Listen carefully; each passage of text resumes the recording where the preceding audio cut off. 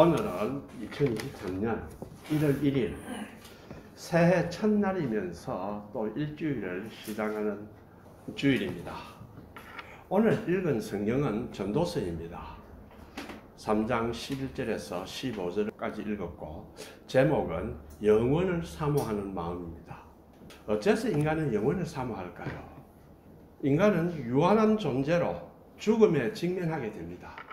그러니 인간은 죽음에서 벗어나기 위해서 자연히 영원을 사모한다고 아마 생각할 겁니다. 역사에서 보면 진시황이 불사약을 구했습니다. 동남동네를 동방에 파견했다고 하죠.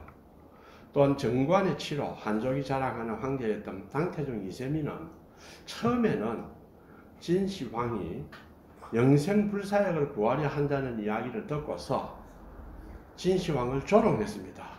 그런데 그도 늙으니 영생불사약을 찾고 싶었습니다. 둘 다 화려한 권력을 가지고 있으니 계속 독재하면서 영화를 누리고 싶은 마음이 생기겠죠. 진시황이나 당태종은 오히려 그것 때문에 둘 다 제 명대로 못 살고 더 일찍 죽었지 않은가 생각됩니다. 진리를 사모하지 않으면 영원을 사모하는 것은 재앙입니다. 영원은 아무나 찾거나 만들 수가 없습니다. 진리를 사랑하는 자만이 영원을 체험할 수 있습니다. 오늘 우리가 읽은 이 전도서는 고대 근동의 지혜의 특징적인 주제들을 제시하고 있습니다. 그런 문학입니다. 적절한 시간이 존재한다.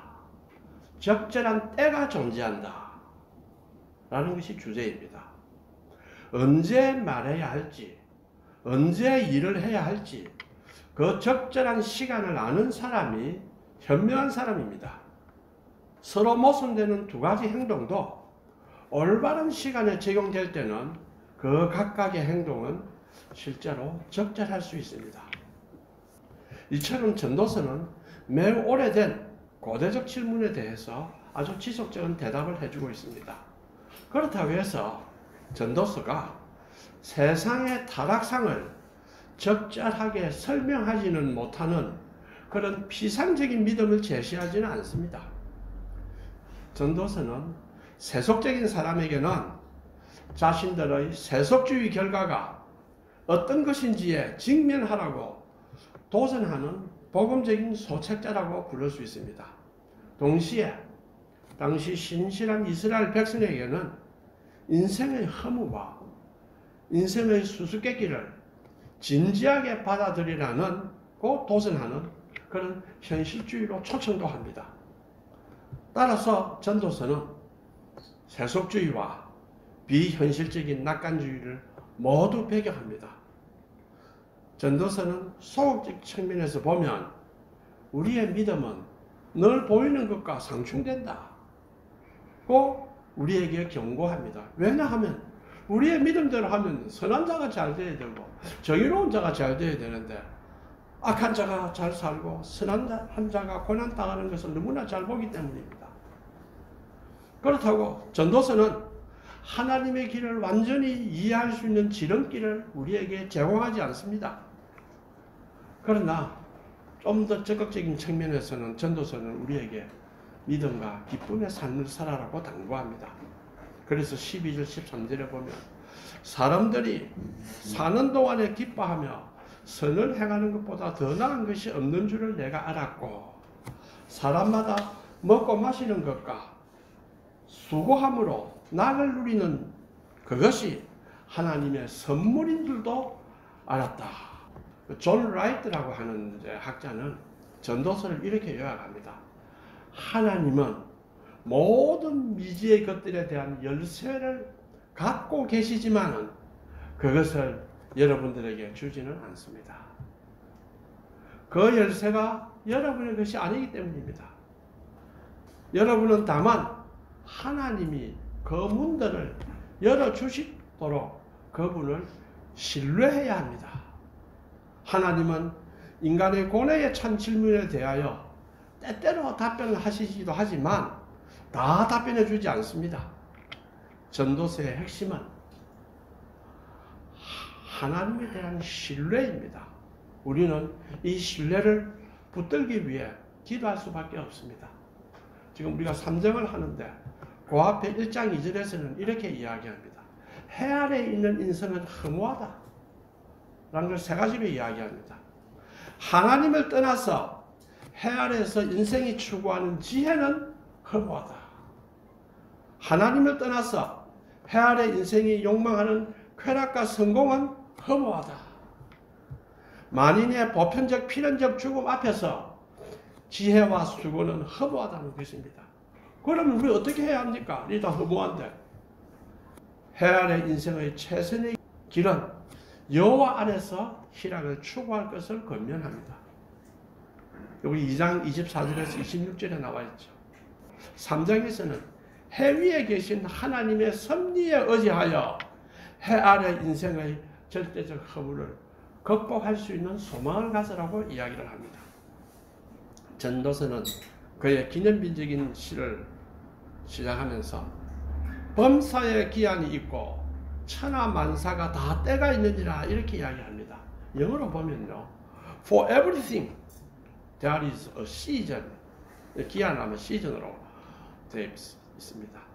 그 다음에 천하만사는 하늘 안에 있는 모든 활동은 때가 있다. 이 때는 타임입니다. 영어로 하면 a time for every activity under heaven. 하늘 아래는 모든 활동에는 때가 있다. 여기에서 시즌이 이렇게 시즌, 타임, 우리말로는 기한이 있고 때가 있다 이랬는데 이것을 제가 한번 원어로 한번 이래 보려고 했는데 그거 굉장히 어렵습니다. 그거 가지고 주석을 해도 엄청나게 나올 수가 있습니다. 다만 여기서 때가 있다 할 때 때의 강조는 연속적인 어떤 시간보다는 특정한 점을 강조합니다. 그 다음에 이제 뒤에 나오는 1절에서 8절까지 나오는데 매우 아름다운 시로 때라는 말이 총 29번 나옵니다. 많이 나오죠. 이 때는 우리의 삶의 거의 모든 범위를 총망라합니다. 그 중에 일부만 보겠습니다.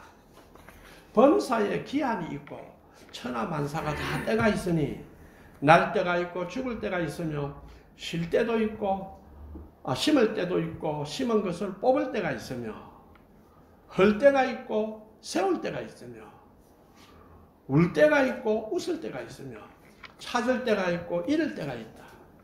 지킬 때가 있고 버릴 때가 있다. 잠잠할 때가 있고 말할 때가 있으며 사랑할 때가 있고 미워할 때가 있습니다. 전쟁할 때가 있고 평화할 때가 있느니라고 했습니다. 그러면 이러한 때와 기한이 있다 하는 것은 우리에게 무슨 교훈을 줍니까? 우연히 때가 있다. 재수 좋은 때가 세상에 있다. 이걸 말하는 것은 아닙니다. 이것은 하나님이 인생을 관할하신다.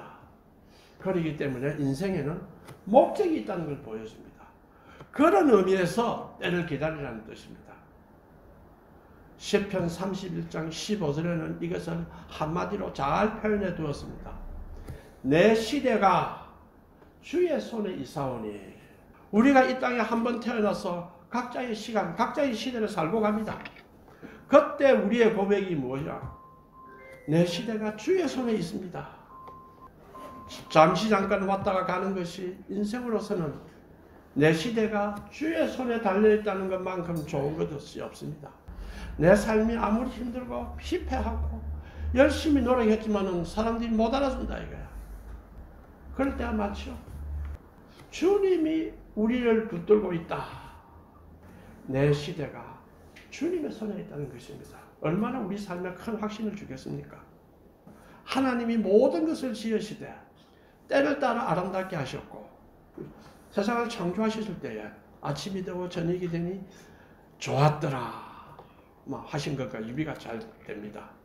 우리를 하나님이 불러서 때에 따라 복을 주십니다. 그런데 이 하나님의 축복은 창조시에 의도했던 축복입니다.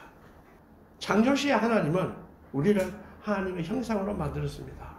그리고 생육하고 번성하고 만물을 다스리라고 했습니다. 그러나 우리는 불순종했고 그 불순종은 창세기 언어로 보면 단지 계명을 하나 어겼다라는 수준이 아닙니다. 겉으로는 그렇게 보이지만 성경을 자세히 보면 하나님을 삶의 주인으로 삼고 그를 배우면서 살아야 하는데 뱀이 곧 사탄이 내가 선악과를 따먹으면 눈이 밝아져서 하나님과 같이 된다라고 유혹을 했습니다. 인간은 그 유혹에 넘어갔습니다. 하나님과 대등한 위치로 가겠다는 교만에 빠진 것입니다. 이것이 바로 죄의 본성입니다. 우리가 가졌던 하나님의 형상은 왜곡되어 버렸고 우리는 하나님의 동산 에덴 동산에서 살 자격이 없습니다. 그래서 쫓겨났습니다. 이 불순종으로 인간은 하나님을 자신의 주인으로 삼고 그가 가르치는 것을 배우고 사는 것이 아니라 자신을 주인으로 삼고 자신의 영광을 위한 삶으로 바꾸어 버렸습니다. 이 타락한 자연 세계도 그 속에 휩쓸려 버려 탄식하고 있습니다. 로마서 8장 20절에 이렇게 이야기합니다. 피조물이 허무한 데에 굴복하는 것은 자기 뜻이 아니요 오직 굴복하게 하시는 이로 말미암음이라. 피조물이 다 이제까지 함께 탄식하며 함께 고통을 겪고 있는 것을 우리가 아느니라. 이 두 구절은 주석하기가 아주 어렵습니다. 루돌프 불트만이 매우 어려운 구절이라고 이렇게 이야기를 합니다. 인간은 하나님을 찬미하는 이 세계를 돌보아야 되는데 이제는 이 세계를 자신의 욕심을 위한 도구로 만들어버렸습니다. 이래야 우리는 하나님 나라를 잃고 형상도 잃어버리고 하나님 나라를 건설해야 되는데 인간의 도성을 건설하기 위한 것으로 우리의 삶의 방향을 바꾸어 버렸습니다. 이것이 타락입니다. 자, 예수 그리스도를 통해서 구원받은 성도의 삶이란 바로 하나님이 창조시에 우리를 축복하시며 좋았더라고 의도하신 하나님 나라를 회복하는 것이지 결코 자신의 천당행위 보상받는 것이 아닙니다. 그렇다면 우리 기독교 신앙은 종교나 교회 활동에만 제한되는 것이 아닙니다. 하나님이 왕이 되어서 다스린 나라를 생각하면 보다 넓은 시야를 가져야 합니다. 그런데 그 시야는 한 번에 우리에게 주는 것이 아닙니다. 말씀을 배우면서 하나씩 하나씩 깨달아져 갑니다. 쓰러져 가는 이웃을 도우고 외롭고 병원에 누워있는 환자를 위로하는 것과 삶의 의미를 잃고 방황하는 사람을 도와야 합니다. 수많은 과들이 많습니다. 18세 되면 나가서 어디에 삽니까? 이들도 도와야 됩니다. 하나님 나라란 사랑의 봉사가 필요한 나라입니다. 그리고 하나님 나라라고 하는 것은 성령의 9가지 열매인 사랑과 희락과 화평과 오래 참음과 자비와 양성과 충성과 온유로와 절제로 가득 찬 세계입니다. 하나님은 우리를 잘 말씀 속에서 양육해서 이런 나라를 건설해 가면서 살아라 하고 하는 것이 우리에게 주어진 사명이었습니다. 그래서 땅을 정복하고 다스리라 이렇게 말했습니다. 그러나 첫 아담은 인간이 하나님과 같이 되고자 하는 교만으로 타락했습니다. 구속하기 위해서 오신 예수님은 빌립보서 2장 6절에 보면 그는 근본 하나님의 본체시나 하나님과 동등됨을 취할 것으로 여기지 아니하시고 오히려 자기를 비워 종의 형체를 가지사 사람과 같이 되셨고 하나님께서 사람으로 내려왔습니다. 사람의 모양으로도 나타났는데 또 자기를 낮추사 죽기까지 복종하셨으니 곧 십자가에 죽으심이라. 뭐를 보여주었습니까? 나보다 남을 낮게 여기는 문화가 주님이 우리가 만들어야 할 문화다. 온유하고 겸손한 자가 존중을 받는 문화, 사랑의 봉사를 잘하는 사람이 존중을 받는 문화, 이런 문화가 하나님 나라의 문화입니다. 또 이런 문화가 하나님 나라의 속성입니다. 교회의 사명은 이러한 문화를 교회에서 이루어 그리스도의 향기를 펼쳐서 우리 사회가 하나님 나라의 문화로 가도록 하는 것이 됐다 있습니다. 이것이 교회의 사명입니다.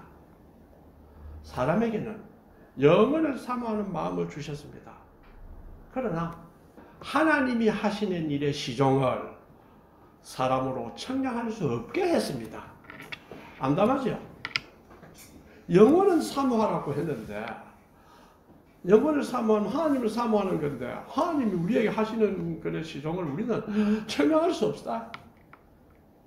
우리는 하나님이 하시는 일에 어떤 경향은 알 수 있을지 모르나 시종을 알 수 없습니다. 그러나 실망할 필요가 없습니다. 왜? 우리는 인간이기 때문입니다. 그러나 성경은 영혼을 사모하라 이렇게 이야기합니다. 우리가 영혼이 무엇인지 한번 생각해 봅시다. 영혼은 분명히 시간의 차원이 들어 있습니다. 그렇죠? 시간이라는 걸 생각하지 않으면서 영혼이다 이런 말할 수는 없습니다. 그런데 영혼은 하나님의 속성이지 인간의 속성이 아닙니다. 시간은 피조물입니다. 따라서 피조물의 속성을 가지고 하나님의 속성을 다 설명할 수가 없습니다. 그렇다면 시간의 연장이 우리가 무한이다 이렇게 말할 수가 없습니다. 이 땅에서 영혼은 존재할 수가 없습니다. 플라톤은 이 영혼을 어떤 형태로도 알고 싶어 했어요. 그래서 영혼이란 이데아 세계에 존재하는 것을 보았습니다. 그럼 시간이란 뭐냐? 우주 세계를 만들어 놓고 이 세계가 아직 이데아의 세계를 못 닮았으니까 닮도록 가야 된다. 그래서 시간을 주었다. 이렇게 티마이오스 책에서 보면 이게 나옵니다. 그럼 시간이 무엇입니까? 시간은 영원히 움직이는 모상이다. 이렇게 시간을 이야기를 했습니다. 영혼의 개입으로 시간이 이루어지는 것이지 시간을 우리가 쌓아서 영혼이 된다는 것은 아닙니다. 현대 철학에도 영혼은 관념이라는 것이고 실제로 존재할 수는 없다고 합니다.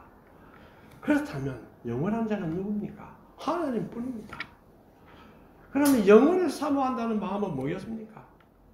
하나님을 사모하는 마음입니다. 하나님을 사모하는 사람은 이 땅을 전부로 보지 않습니다. 최선을 다했는데 이 땅에서 안 이루어집니다.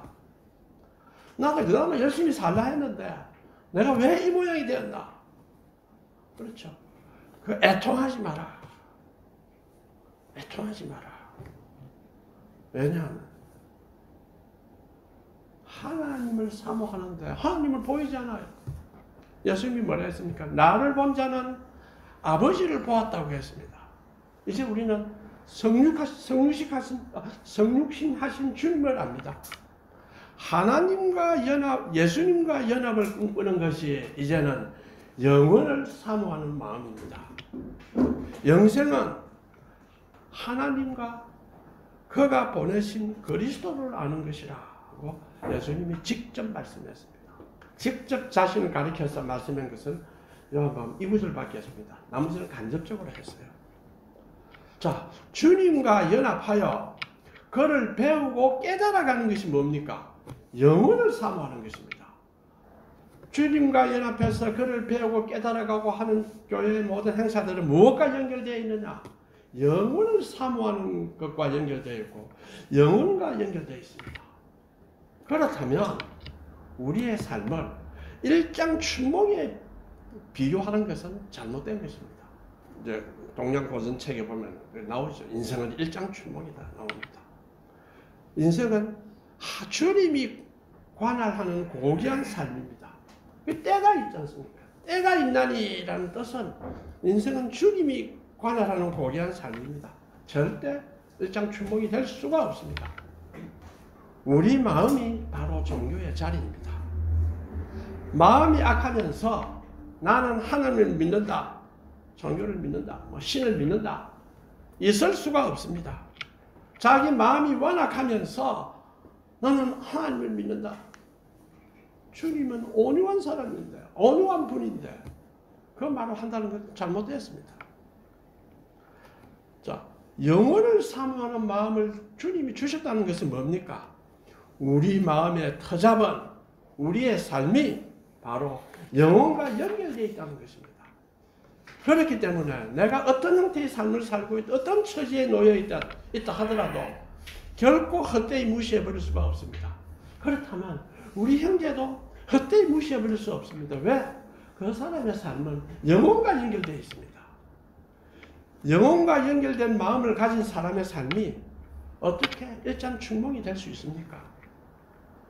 인생의 목적이 즐겁고 호화롭게 편하게 사는 것이다 고 하는 사람들, 그리고 이 땅이 전부인 사람들은 아깝다 이거야. 이 재물과 이 모든 걸 갖다가 좀 더 누려야 되는데 놓고 가야 안 됩니까? 그렇죠. 놓고 가야 됩니다. 그 사람은 영혼이라는 것이 보이지 않아요. 그때 그 사람은 뭘 하겠습니까? 자기 위로의 방법이 뭡니까? 인생은 일장춘몽이다. 이렇게 말할 수가 있습니다. 물론 네가 아무리 잘 살려고 네가 아무리 교만하고 하더라도 야 이놈아 인생은 일장춘몽이다. 겸손해라. 이럴 때도 물론 사용될 수는 있습니다. 이 땅이 전부인 사람에게는 인생은 일장춘몽이 될 수 있는데 그런 사람은 내게 시간은 무엇입니까? 시간은 덧없는 것입니다. 시간이 덧없습니다. 그래도 시간을 잡고 싶어 하지요. 무에 직면하는 삶을 적고 싶어서 불로장생을 위한 온갖 노력을 하고 싶지만 불가능하죠. 그런 사람들은 죽음에 임할 때에 인생은 일장춘몽이다. 다 가는 길도 나도 가야지. 이렇게 생각할 수는 있습니다. 그러나 믿음의 사람에게는 인생은 영혼과 있던 고귀한 삶입니다. 그러면서 믿음의 사람에게는 우리의 인생은 영광스러운 삶입니다. 우리 영광스러운 삶이라는 걸 그렇죠. 우리의 삶은 하나님을 영원하게 하는 삶이기 때문에 얼마나 영광스러운 삶입니까? 그러다가 죽음에 임할 때에 그 죽음은 터미네이트 되는 것이 아니고 장소를 옮기는 겁니다. 주님, 나의 영혼을 받아주소서 하면서 기쁘게 하나님께 갈 수가 있습니다. 그렇다면 어찌 믿는 자의 삶이 영원한 삶이 아니겠습니까? 믿는 자의 삶은 영원한 삶입니다. 그런데 이 믿는 자의 공동체가 뭐냐? 이 교회입니다. 자, 교회란 주님을 머리로 하고 각 교인은 주님의 지체로 형성된 예수님의 몸입니다.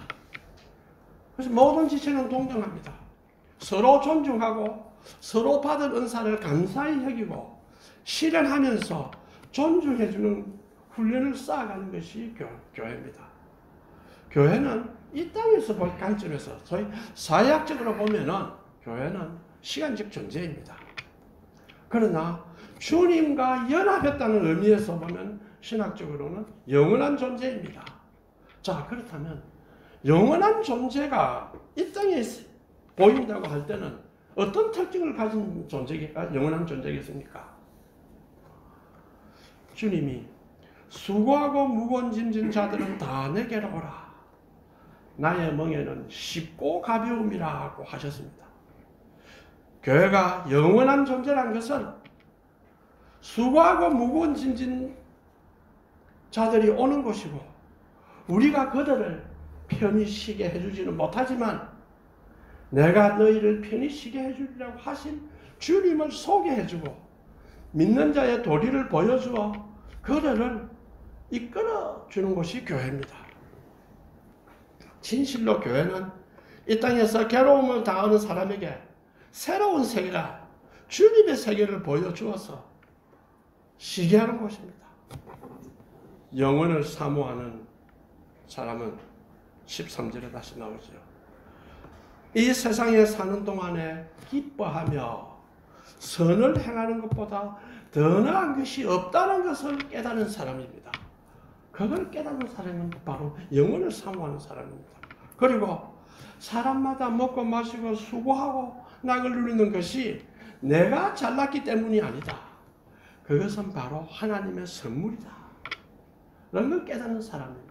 곧 감사의 삶을 사는 사람이라야 영원을 아는 사람입니다. 우리가 이걸 배웠지만 어떻게 내가 이걸 실천하면서 살 수 있겠습니까? 힘듭니다. 얼마 전에 제 딸이 아이 수술하고 난 뒤에 잘 안 깨어난다 소리를 듣고 얼마나 놀란지 모릅니다. 그때 뭐라고 기도했느냐. 하나님 살려주시면 내 모든 것 다 바쳐서 주님을 위해 섬기겠습니다. 막 간절히 기도했어요. 아이가 살아났어요. 내가 그 기도 언제 했지? 잘 잊어버리기 시작합니다. 이것이 인간입니다. 현실에서 다투고 경쟁하고 미움하진 마음이 생기지 않도록 항상 한 발짝을 물러서서 세상을 바라보아야 합니다. 하나님의 관점에서 세상을 보려고 노력을 해야 합니다. 의지를 가져야 합니다. 기도도 참으로 하려고 하면은 어마어마하게 힘듭니다. 강한 의지를 가지지 않으면 안 됩니다. 하나님에 순종하려고 하는 그런 마음을 가지지 않으면 안 됩니다. 그리고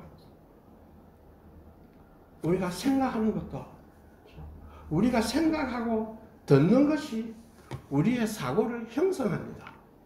많은 사람들이 내가 제자들과 관계에서 보면 나는 믿음만 있으면 할 수가 있다. 믿음이 없어서 이런 걸 못한다. 또 하나는 그 공부하면 책보면 할 수 있습니다. 내가 공부를 안 해서 못합니다. 그거 다 잘못된 생각입니다. 내가 제 아들 가르쳤을 때는 내 말을 들어라. 내 말이 하고 생각하는 걸 따라온나. 그러면 네 사고가 바뀌고 네 머리가 바뀐다. 사람은 어릴 때로부터 배우면서 자라거든요. 제일 처음에는 엄마 하는 걸 보고 배웁니다. 이때 배운다는 것은 배우는 대상이 있고 내가 그것을 포착한다는 뜻이 아니고 모방을 하는 거예요. 우리의 배움은 많은 수가 모방입니다. 그렇기 때문에 그렇게 따라가면서 어떤 사람과 내가 같이 어울리고 어떤 사람과 대화하느냐 그거 따라가는 그것이 내 사고를 형성해 줍니다. 굉장히 중요합니다. 그렇기 때문에 좋은 선생을 만나려고 그 먼 거리를 가고 그 선생님과 같이 교제하려고 그래 많이 애를 쓰고 하는 이유가 거기 있습니다. 똑같이 내 말 안다. 믿음이 안 생겨서 그렇지. 언젠가 믿음이 생기면 교회 열심히 갈 것이다. 그거는 잘못입니다. 믿음은 사고의 변화가 없으면 믿음이 안 생깁니다. 사고의 변화는 말씀에 의해서 양식이 들어가서 그 모방이 이루어질 때에 사고의 변화가 생깁니다. 인간이란 존재는 피조물이기 때문에 듣고 보고 하는 그것이 자기의 뇌를 형성합니다. 사고를 형성합니다. 그리고 그 사고는 몸을 형성합니다. 그렇기 때문에 교회가 무엇이냐? 예수님이 머리가 됐다. 얼마나 위대한 이야기입니까?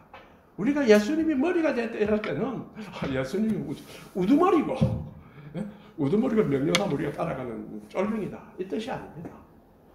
머리에 의해서 예수님의 그 어마무시한 그 지혜에 의해서 우리가 그걸 받을 수 있다는 엄청난 가능성을 한 이야기입니다. 그렇다면 교회는 어떤 존재입니까? 최고의 가능성을 가진 존재입니다. 내가 세상에서 나가서 뭐 철학을 배우고 뭐 역사를 배우고 또 회사에 가서 여러 지식을 배우죠. 그리스도한테 배운다 한번 생각해 보십시오. 그거 비교가 되겠습니까? 저는 그 체험이 있기 때문에 이야기합니다. 아주 천재들, 비트겐슈타인급 학자의 바로 대화하는 사람이 몇 마디 들으니까 이거구나. 이거구나. 그래서 예수님의 말씀을 내가 들으려고 하고 귀를 기울이려고 하고 말씀을 공부하려고 노력하면 얼마나 많이 배울 수 있겠나. 이 생각이 왜 안 들겠습니까? 그리스도를 머리로 한다는 뜻은 어느 누구도 충분히 가르칠 만한 사람은 없다. 약간은 가르칠 수 있으나 충분히 가르칠 수 있는 사람은 주님입니다. 모두가 우리는 주님의 지체가 되어서 그 영향을 받고 살아야 한다. 그 영향은 우리의 사고를 변화시켜 주는 것이다. 저는 이 사실을 깨달은 지 얼마 안 됩니다. 이거다. 하나님이 경험을 경외하는 사람은 영을 사모하는 사람이 가지고 있는 특징들은 실천할 수가 있습니다. 왜냐하면 하나님께서 행하시는 모든 것은 영원히 있을 것입니다. 요거 하나 명심해야 됩니다. 내가 과거에 잘했는데 누구를 참으로 도와주고 내가 잘했는데 다 사라졌다 이거야. 저놈들이 그거 다 나쁘게 만들었다. 이럴 수 있죠. 그런데 하나님에게는 사라지지 않습니다. 다 가지고 계십니다. 그래서 뭐라 났습니까? 이제 있는 것은, 지금 있는 것은 옛적에도 있었고 장래에 있을 것도 옛적에도 있었나니 하나님은 이미 지난 것을 찾으시느니라 했습니다. 지난번에 우리 잘못했던 거 다 해결해야 합니다. 내가 잘못했던 거 왜? 지나갔는데 하나님은 다 가지고 계십니다. 회개하지 않으면은 그 잘못했던 것들이 내 머릿속에 남아서 내 사고를 형성합니다. 형성하는 방식은 두 가지입니다. 하나는 여전히 약한 것이 남아있어서 그 성향이 내 사고를 바꾸는 것도 있고, 그 다음에 변명을 합니다. 잘못한 것은 양심을 괴롭히거든요. 그러면 양심에 대해서 변명을 하려고 합니다. 내가 뭐 잘못했다. 그 변명과 잘못된 생각은, 잘못한 일은 끊임없이 의식적으로나 무의식적으로 우리의 사고를 괴롭힙니다. 회개하라고 하는 것이 왜 회개하는 게 중요합니까? 우리도 사람들한테 보면 희한한 것은 뭐냐면, 네가 잘못했다고 하면 해라. 용서해 줄게. 잘못했다는 그 말, 거기에 뭐 돈이 생깁니까? 참 이 유물론 시대에 물질이 생기면 뭐가 생깁니까? 그런데 잘못했다 이러면 용서가 됩니다. 왜 됩니까? 인간은 근본적으로 정신과 영혼의 존재거든요. 그렇기 때문에 영혼과 정신적 사유가 얼마 가도 깨닫고 용서해야 됩니다. 우리가 이제는 다시금 마음을 해서 억울한 일을 당하고 힘들어도 이제는 애통할 필요가 없습니다. 하나님은 지나간 것을 사라진 것으로 보지 아니하고 갚아주시고 귀한 것은 다시 찾아주십니다. 진실은 반드시 드러납니다. 교회란 영혼을 생각하는 하나님의 새로운 사회입니다. 이 새로운 사회의 시민이 바로 우리 교회의 지체며 구성원입니다. 우리 모두는 혼자 자신을 세울 수 없습니다. 제가 우리 회장님과 인문학연구소를 하자. 남들은 볼 때는 이상하게 생각하죠. 왜? 나이가 다 70이 넘었어요. 비전은 엄청나게 큽니다. 융합이에요. 영혼을 사모하는 사람은 늦었다 하는 것이 없습니다. 옳은 일이라면 끊임없이 나아가면 하나님이 안 살아계십니다. 만약에 하나님이 존재하지 않는다면 내가 열심히 노력해도 한계가 안 있습니까? 몸도 약하고 돈도 없고 아무것도 없어요. 어쩌겠어요? 포기하자. 그러나 마음의 영혼을 사모하는 마음속에 주신 하나님이 주신 꿈은 우리가 노력하면 하나님이 이루신다. 그 사상이 조금씩 퍼지더라도 다시 꽃피웁니다. 그걸 믿고 가야지 내가 빌딩을 만들고 뭐도 만들고 해서 가자. 그거는 처음은 영혼을 사모하는 마음으로 한다고 하는 것 같지만은 그거는 영혼을 사모하는 것이 아니고 자기 때를 사모하는 것입니다. 자기의 영광을 사모하는 것입니다. 그러면 지금 이루라 하죠.